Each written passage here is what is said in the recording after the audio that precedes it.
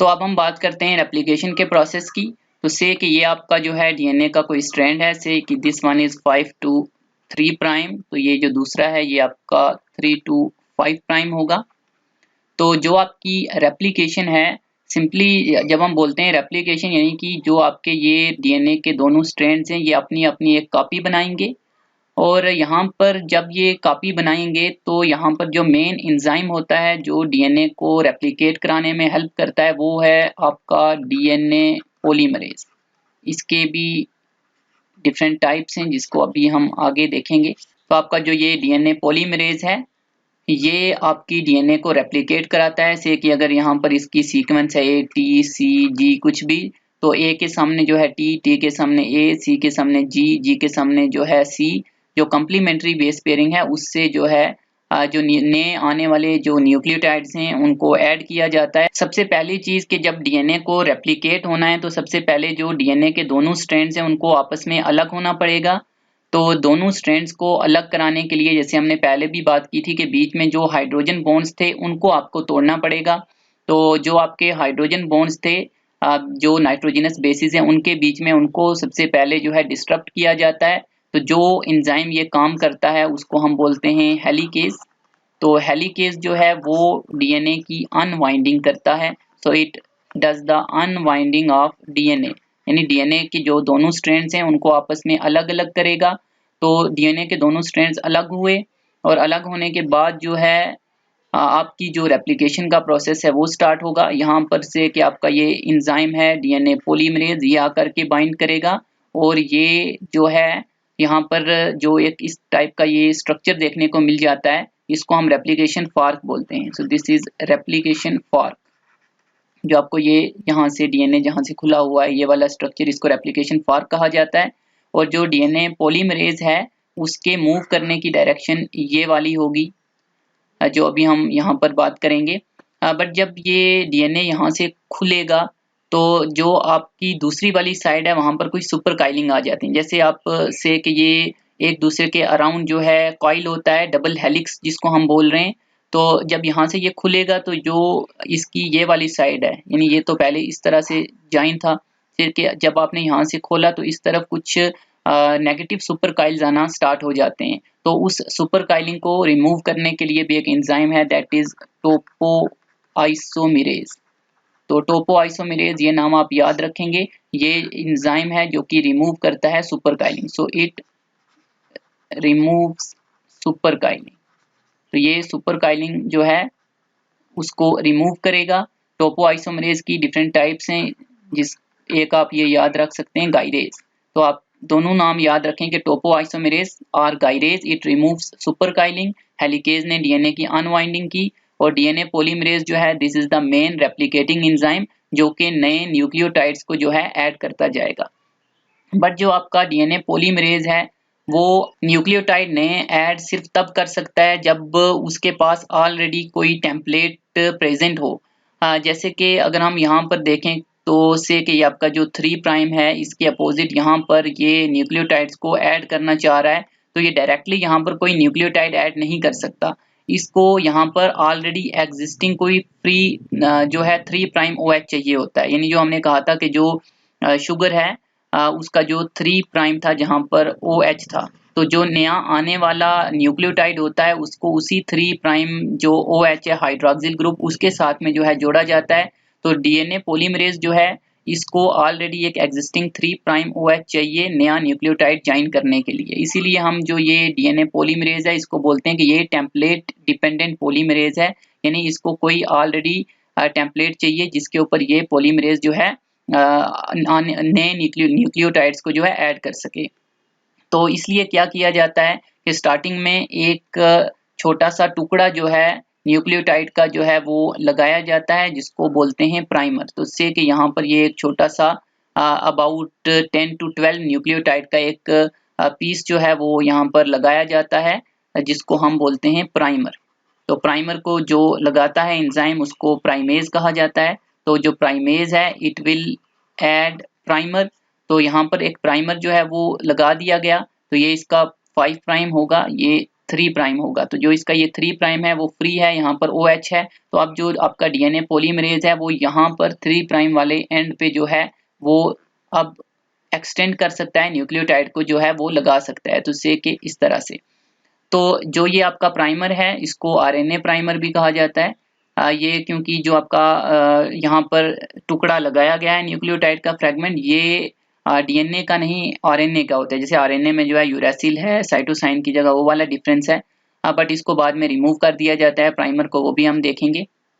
तो ये तो हमने थोड़ा सा एंजाइम्स की बातें की जनरल। तो अब हम अगर डीएनए की रेप्लिकेशन की बात करें, तो जब आपका डीएनए जो है वो रेप्लिकेट करता है तो डीएनए के रेप्लिकेशन की जो डायरेक्शन है सिंथेसिस की, वो हमेशा 5 से 3 प्राइम होती है। तो ये भी आप ध्यान रखोगे कि DNA replication is always in the 5 to 3 prime direction.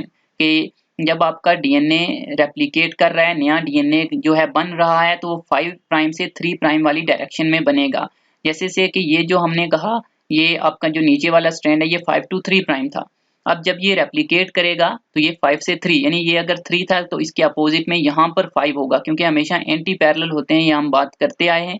तो जो आपकी सिंथेसिस होने वाली है वो, अगर हम इस 5 to 3 प्राइम वाले स्ट्रैंड की बात करें, जब ये अपनी कॉपी बनाएगा तो ये यहाँ से इसका ये वाला 5 प्राइम होगा और ये वाला जो है इसका 3 प्राइम होगा, जो सिंथेसिस होगी। तो यहाँ पर आप जैसे हमने कहा कि 5 से 3 प्राइम डायरेक्शन में ही हमेशा सिंथेसिस होगी, एक तो ये चीज ध्यान रखनी है। दूसरा ये कि जो आपका 5 to 3 प्राइम वाला ये वाला स्ट्रैंड था, इसके ऊपर तो कोई प्रॉब्लम नहीं है, यहाँ पर प्राइमर लगा दिया और ये 5 से 3 प्राइम डायरेक्शन के अंदर जो है सिंथेसिस होती जा रही है। जो आपका डीएनए पॉलीमरेज है उसकी डायरेक्शन मूव करने की ये वाली है, हम ऑलरेडी बात कर चुके हैं। तो यहाँ पर कंटिन्यू सिंथेसिस होती जाएगी, यहाँ पर कोई प्रॉब्लम नहीं है। तो ये वाला जो स्ट्रैंड है यहाँ पर हमने कहा कि कंटिन्यूस सिंथेसिस होती जाएगी, और इस वाले स्ट्रैंड को हम नाम देते हैं लीडिंग स्ट्रैंड। तो this is leading strand.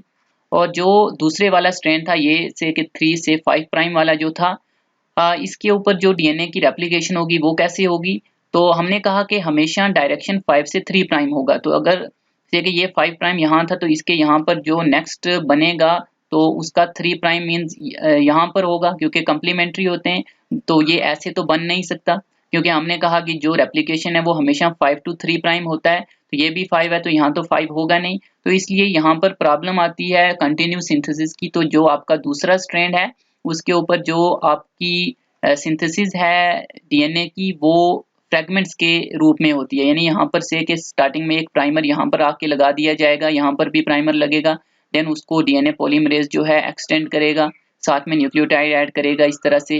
Then एक और यहाँ पर प्राइमर लगा, यहाँ पर फिर उसने जो है न्यूक्लियोटाइड ऐड किए, एक और प्राइमर लगा, और फिर यहाँ पर जो है न्यूक्लियोटाइड ऐड किए। तो यहाँ पर भी जो डायरेक्शन होगी ये 5 प्राइम होगा, ये 3, ये 5, ये 3, ये 5, तो ये 3। तो ये 5 से 3 प्राइम डायरेक्शन में ही जो है सिंथेसिस जो है यहाँ पर भी देखने को मिलेगी। बट यहाँ पर जो सिंथेसिस है वो आपको छोटे छोटे फ्रेगमेंट्स के रूप में जो है वो देखने को मिलेगी। तो इन फ्रेगमेंट्स को जो है हम बोलते हैं ओकाज़ाकी फ्रेगमेंट्स। तो ये वाले जो आपके फ्रेगमेंट हैं इनको बोला जाता है ओकाज़ाकी फ्रेगमेंट्स। और ये वाला जो आपका स्ट्रैंड यहाँ पर सिंथेसाइज हो रहा है ये डिसकंटिन्यूस हो रहा है। तो here there is discontinuous synthesis, यानी कि बीच में टुकड़ों में फ्रेगमेंट्स में जो है सिंथेसिस हो रही है डीएनए की, तो इसलिए हम इसको डिसकंटिन्यूस सिंथेसिस बोलेंगे। और यहाँ पर जो ये स्ट्रैंड है, जो अब नया स्ट्रैंड यहाँ पर बन रहा है डिसकंटिन्यूस वे से, इसको कहा जाता है लैगिंग स्ट्रैंड। लैग जैसे रुक रुक के, तो ये रुक रुक के बन रहा है तो लैगिंग स्ट्रैंड। तो ये वाली बात आपको ध्यान रखनी है कि लीडिंग स्ट्रैंड जहाँ पर कंटिन्यूस सिंथेसिस होती है और लैगिंग स्ट्रैंड जहाँ पर डिसकंटिन्यूस सिंथेसिस होती है, जहाँ पर आपको ओकाज़ाकी फ्रेगमेंट्स जो है देखने को मिलते हैं। ये साइंटिस्ट के नाम के ऊपर है ओकाज़ाकी। तो ये भी आप जो है यहाँ पर ध्यान रखोगे इस चीज़ का। उसके अलावा और भी कुछ एंजाइम होते हैं, प्रोटीन्स होती हैं जो इसमें हेल्प करती हैं। जैसे एक प्रोटीन होती है SSB करके, सिंगल स्ट्रैंडेड बाइंडिंग प्रोटीन। जब ये डीएनए आपका खुल गया, दोनों स्ट्रैंड अलग हो गए, तो ये प्रोटीन जो है ये इंश्योर करती है कि वापस से दोनों स्ट्रैंड जो है इकट्ठे ना हो जाएं। तो ये उनको सिंगल स्ट्रैंड रखने में हेल्प करती है SSB करके। तो आप चाहो तो इसका भी एक नाम याद रख सकते हो, और भी काफ़ी होते हैं, बट ये जो मेन चीज़ें हैं उनकी हमने बात की है। तो ये वाला जो है दोनों स्ट्रैंड्स का लीडिंग, लैगिंग, ये भी काफ़ी इंपॉर्टेंट है, इसको भी आप जो है ध्यान रखोगे। और हमेशा सिंथेसिस 5 से 3 प्राइम डायरेक्शन में होती है, ये भी इम्पॉर्टेंट पॉइंट है। से कि ये आपका कोई बैक्टीरिया का डीएनए है और ये वाला जो इसका पॉइंट है वो है जहाँ से आपकी डीएनए की रेप्लिकेशन स्टार्ट हो रही है। तो जहाँ से डीएनए की रेप्लिकेशन स्टार्ट हो तो उसको ओराई कहा जाता है। तो ओराई दैट इज ओरिजिन ऑफ जो रेप्लिकेशन है, या डीएनए जो आपका ई कोलाई है वहाँ पर इसको हम ओराई सी बोलते हैं। तो ओराई सी यानी कि आप सिंपल कहोगे कि ये पॉइंट है जहाँ से आपकी जो रेप्लिकेशन है वो स्टार्ट हो रही है, यानी इनिशिएशन ऑफ रेप्लिकेशन, तो उसको ओराइसी कहा जाता है। उसके अलावा एक और चीज भी आप ध्यान रखें कि जो रेप्लिकेशन है वो बाई डायरेक्शनल भी हो सकता है, यूनी डायरेक्शनल भी।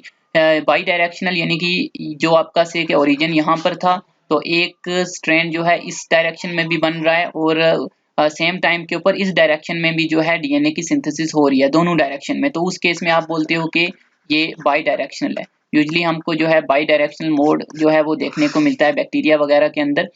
और ऐसा भी हो सकता है कि सिर्फ एक ही डायरेक्शन में, मान लो सिर्फ इसी डायरेक्शन में जो है डीएनए की सिंथेसिस हो रही है, तो इस वाले केस को आप बोलोगे कि यूनी डायरेक्शनल। तो दोनों ही तरीके से जो है रेप्लिकेशन वो जो है होती है, यूजली बाई डायरेक्शनल आपको देखने को मिलती है। और उसके अलावा जहाँ पर एप्लीकेशन ने जो है खत्म होना है, मान लो ये दोनों स्ट्रैंड यहाँ से ये वाला पॉइंट है जहाँ पर एप्लीकेशन ने अब स्टॉप हो जाना है, तो इस वाली साइट को हम बोलते हैं टर साइट या टर्मिनेशन साइट, जहाँ पर जो रेप्लिकेशन है वो खत्म होगा। तो आप सिंपली याद रखोगे ये नाम टर साइट, जो कि रेप्लिकेशन का एंडिंग आप कह सकते हो पॉइंट है जहाँ पर खत्म होगी। और इसको रेप्लिकेशन जो है इसको जो है टर्मिनेट कराने के लिए एक प्रोटीन होती है जिसका नाम है टस प्रोटीन। ये आपने याद रखना है कि जो टस प्रोटीन है ये रेप्लिकेशन जो है उसको टर्मिनेट कराएगी। उसके अलावा हमने कहा था कि जो आपका डीएनए पॉलीमरेज है ये मेन एंजाइम है जो कि नए न्यूक्लियोटाइड जो हैं उनको ऐड करता जाएगा और जो डीएनए है वो रेप्लिकेट करेगा। प्रोकैरियोटिक और यूकैरियोटिक्स में अगर हम देखें तो आपको थोड़ा सा डिफरेंस देखने को मिलता है। अगर हम बात करें जो प्रोकैरियोट्स हैं तो प्रोकैरियोट्स के अंदर आपको जो डीएनए पॉलीमरेज है वो मेनली तीन टाइप्स का देखने को मिलता है, जिन्हें हम सिंपल नाम देते हैं डीएनए पॉलीमरेज 1, डीएनए पॉलीमरेज 2 और डीएनए पॉलीमरेज 3। तो इसमें जो आपका पॉलीमरेज 3 है ये मेन रेप्लिकेटिंग एंजाइम होता है जो कि आपकी डीएनए की सिंथेसिस करा रहा है। उसके अलावा जो हमने वहां पर बात की थी कि जो प्राइमर हैं कि जो आपकी डीएनए सिंथेसिस है वो बिना प्राइमर के स्टार्ट नहीं हो सकती। ये भी आप याद रखेंगे कि अब जो प्राइमर है उनको सबसे पहले लगाया जाएगा वहां पर। बिना प्राइमर के जो आपका डीएनए पॉलीमरेज है ये सिंथेसाइज नहीं कर सकता, तो primer are must for the initiation of replication. एक तो ये याद रखोगे। उसके अलावा एक और पॉइंट भी है कि जो मैग्नीशियम आयंस हैं वो भी इंपॉर्टेंट होते हैं डीएनए पॉलीमरेज की एक्टिविटी के लिए। विदाउट मैग्नीशियम आयन भी रेप्लिकेशन जो है वो नहीं हो सकती। तो आपका जो ये पॉलीमरेज 1 है ये उन प्राइमर को रिमूव करता है। तो प्राइमर जो है जो लगाए गए थे वहां पर उनको रिमूव किया जाता है, बिकॉज वो जो है स्टार्टिंग में सिर्फ डीएनए की रेप्लिकेशन को स्टार्ट कराने के लिए लगाए गए थे और वो आरएनए के जो है फ्रेगमेंट्स थे, तो उनको रिमूव कर दिया जाता है वहां से, जो कि डीएनए पॉलीमरेज फर्स्ट करता है। और बाद में ये वहां पर जो गैप आ जाता है तो उसको ये फिल कर लेता है खुद ही डीएनए पॉलीमरेज फर्स्ट। और उसके बाद वहां पर से कि हमने कहा कि ये से के छोटे छोटे जो फ्रेगमेंट्स बन रहे थे जिन्हें हम ओकाजाकी फ्रेगमेंट्स बोल रहे थे, तो यहाँ पर से के प्राइमर थे, अब उन प्राइमर को वहां से हटा दिया। हटाने के बाद जो है यहाँ पर जो गैप है फिल कर दिया जाएगा, बट यहाँ पर बीच में जो गैप्स होंगे उनको भरने के लिए, उनको सील करने के लिए एक और एंजाइम आता है, दैट इज लाइगेज। तो ये भी आपने याद रखना है कि लाइगेज एंजाइम जो है ये सील करता है एंड्स को, या आप कह सकते हो ज्वाइन करेगा जो आपके एंड्स वगैरह हैं उनको।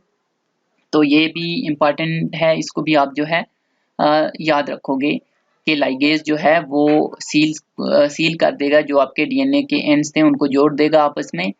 और डीएनए की हम जो पॉलीमरेज है उनके डिफरेंट टाइप्स की बात कर रहे थे, तो इसमें आप फिलहाल बस इतना ही रखो। उसके अलावा पॉलीमरेज फर्स्ट जो है ये प्रूफ रीडिंग भी करता है। प्रूफ रीडिंग यानी जब न्यूक्लियोटाइड ऐड कर दिया तो ये वापस से चेक करेगा कि क्या जो न्यूक्लियोटाइड ऐड किया गया वो सही था। जैसे ए के सामने टी ऐड करना है, तो अगर गलती से मान लो कोई और ऐड हो गया तो उसको वापस से करेक्ट किया जा सकता है, तो उसको हम प्रूफ रीडिंग बोलते हैं, दोबारा से जो है रीड करना। तो ये भी आप चाहो तो याद रख सकते हो। उसके अलावा अगर हम यूकैरियोट्स की बात करें, तो अगर हम बात करें यूकैरियोट्स की, तो यूकैरियोट्स के अंदर जो डीएनए पॉलीमरेज हैं वो मेनली 5 टाइप्स के होते हैं, अल्फा, बीटा, गामा, डेल्टा और एप्सिलॉन। तो यहाँ पर आपने जो याद रखना है वो ये कि जो आपका डेल्टा है ये माइटोकॉन्ड्रिया की रेप्लिकेशन कराता है, क्योंकि हमने पढ़ा था कि माइटोकॉन्ड्रिया के अंदर बी जो है अलग से डीएनए प्रेजेंट होता है, तो उसकी रेप्लिकेशन के लिए जो है वो डीएनए पॉलीमरेज डेल्टा करके होता है, चाहे याद रखो ना रखो। तो आपका जो डीएनए पॉलीमरेज अल्फा है, जब प्राइमर वगैरह ऐड कर दिया तो स्टार्टिंग में थोड़ी टाइम तक जो आपका डीएनए पॉलीमरेज अल्फा है ये सिंथेसाइज कराता है डीएनए की, बट उसके बाद ये जो है चला जाएगा, और जो आपके ये वाले दो एंजाइम्स हैं डीएनए पॉलीमरेज के, दैट इज डेल्टा और ये जो है एप्सिलॉन, ये मेन रेप्लिकेटिंग एंजाइम होंगे जो कि नेक्स्ट सिंथेसिस कराएंगे। जैसे हमने कहा था लैगिंग और लीडिंग स्ट्रैंड का, तो जो आपका डेल्टा है ये लैगिंग स्ट्रैंड की सिंथेसिस कराएगा, और जो आपका एप्सिलॉन है ये लीडिंग स्ट्रैंड जो है उसकी सिंथेसिस करवाता है। तो इतना आप अगर आप चाहो तो ये थोड़ा बहुत याद रख सकते हो।